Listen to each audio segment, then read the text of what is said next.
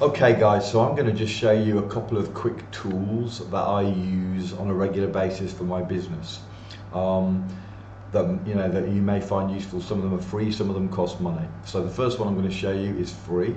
You probably notice I've got a lot of tabs open. That uses up computer memory. Sometimes it slows things up. So I use a app called OneTab. That little drop there, that's the app OneTab.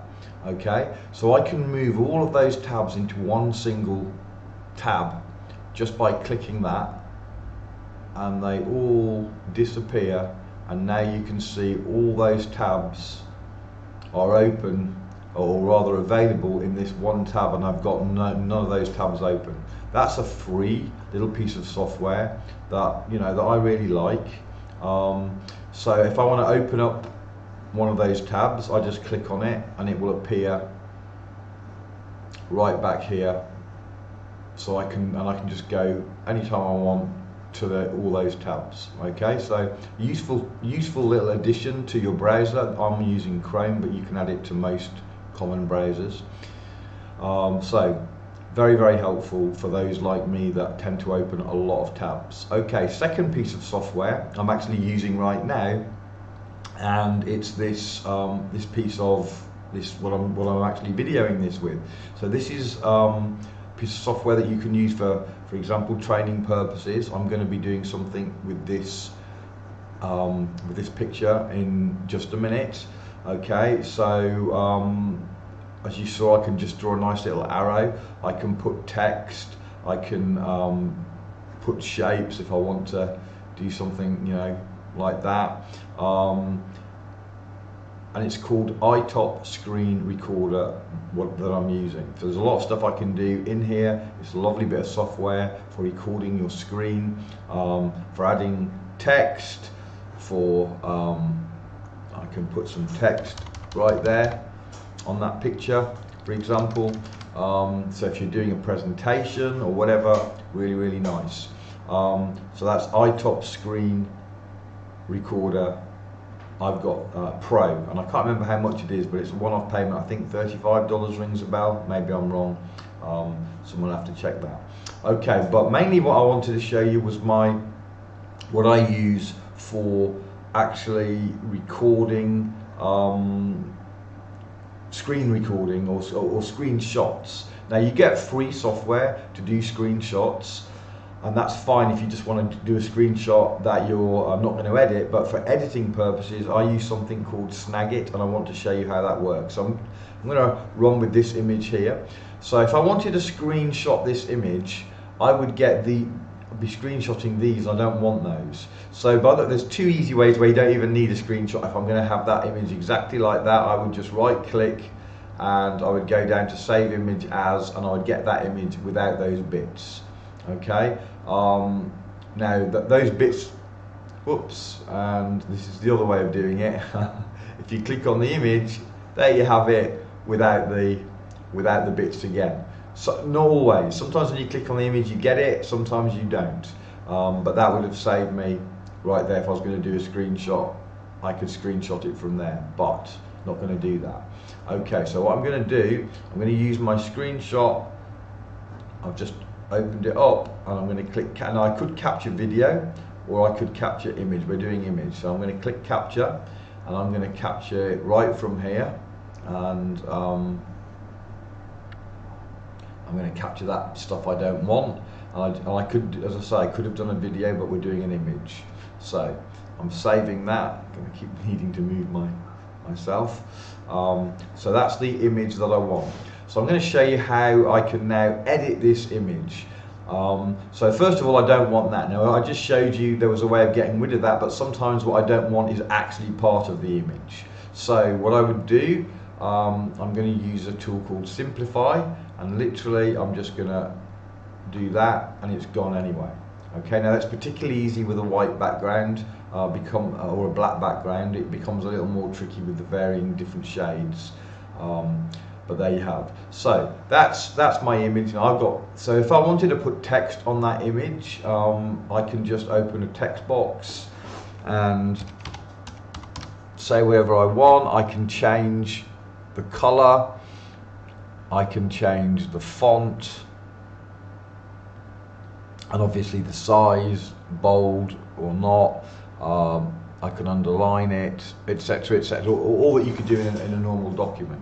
So I can put my words on. I can then move them around like so. So I can then put my text onto the image. If I want to have an arrow to point to something, I can do that. I can change again the color of the arrow. I can change for example, if I want a narrower or a wide arrow, let's go silly wide. Okay, so there you go, really massive arrow like that. So I can change the size very, very easily. The color, the opacity, all of that can be changed. Okay, I can add in, let me see, a shape. So if I wanted to put a box around my text, I could do that, or around anything else that I wanted. I could do a circle if I wanted a circle. Let's put a circle on. I always struggle with circles. There we go. So I could put a circle around something, and then I could put my arrow to the circle if I was. Oh, I've still got the silly fat one. Let's come up much smaller. And then I can put some text up here, etc. So you can begin to see how easy it is to make a meme or to manipulate something. Now, one of the things, let's close that. One of the things that I use it a lot for. Let's go back to my things and open up a Facebook page. One of the things that I use it a lot for is, let's pretend that's a testimonial. Okay, so this is a testimonial for some health product that I'm recommending, the wand or whatever. Okay, so what I'm going to do is I'm going to open up my capture, and I'm going to capture this testimonial. We're pretending it's a testimonial. So now I can, let's say that I don't want her name to be shown, or all of her name. Let's say I don't want all of her name to be shown. So what I'm going to do, I'm going to block out a little bit of her name there, just like that. Or let's say I don't want it to be seen that I'm changing her name. So I can just remove part of her name. Oops, a bit too far, but I can move that box. So branding, okay. So let's say that certain things that she's saying, I want to highlight. So I can just go in and highlight certain points that I like, and as you've already seen the arrow, I could highlight it even more. Move the arrow and so on. So when I'm doing a testimony, if maybe they're saying something at the end that I don't like, well, obviously one thing I could do is, oops, I'm still on the arrow, let's undo that. I can just do that, but let's say there was this line here I didn't like because she says something that could get us into trouble, because she says this wand cures cancer. Yeah, can't have her saying that. So again, what I would do is just remove that line.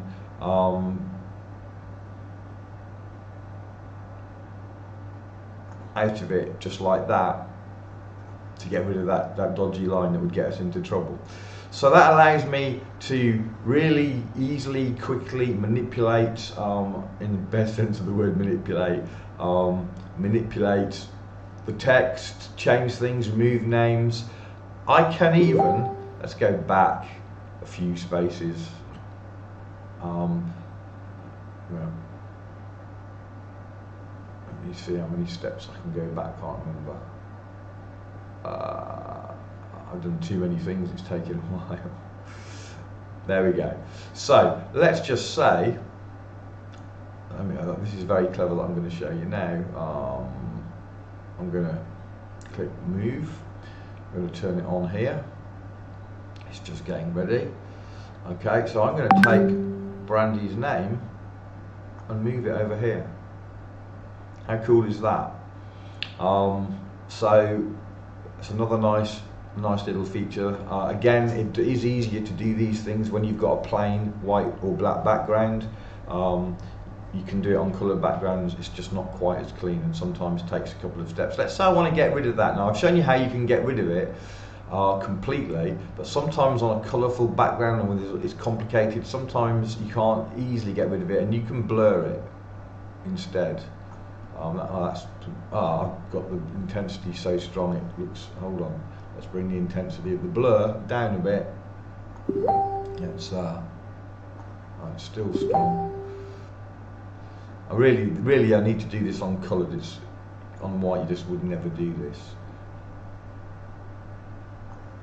You can see the sort of blur there. So sometimes the blur is a nice option for certain things. So there's lots of other stuff you can do. Shape. I could put a box or a circle or something around whatever I want. I think I've already shown you that, so I don't know, that wasn't what I was looking for actually.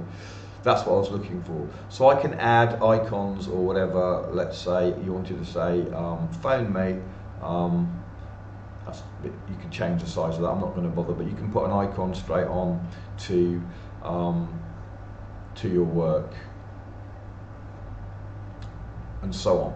So lots of easy to do manipulations I